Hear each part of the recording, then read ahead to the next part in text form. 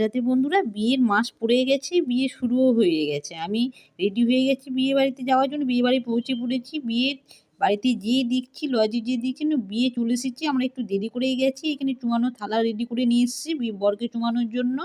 সবাই বরকে নিয়ে মানে এত ব্যস্ত, আর এখানে দেখছি সব লোক খাওয়া দাওয়া শুরু করে আমরা আর বেশি দেরি করলাম না, যেহেতু বরযাত্রী বসবে, অনেকটা রাত্রি হয়ে গিয়েছে। আমরাও বসে পড়লাম খাওয়া দাওয়া করতে।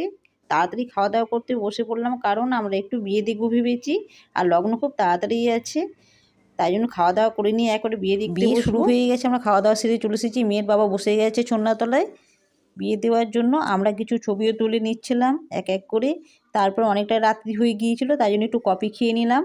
কিন্তু বন্ধুরা, যার বিয়েতে গেছি তাকে নিয়ে আমি দেখাতে পারলাম না এই ভিডিওতে। নেক্সট ভিডিওতে অবশ্যই দেখাবো, কারণ বিয়ে ঢুকে গেছে আর বিয়ের লগ্ন সেই মুহূর্তেই ছিল। তাই জন্য সে খুব ব্যস্ত, একটা ছবিও মানে তোলা গেল না তার সাথে। তাকে রেডি করা হচ্ছে বিয়েতে বসানোর জন্য।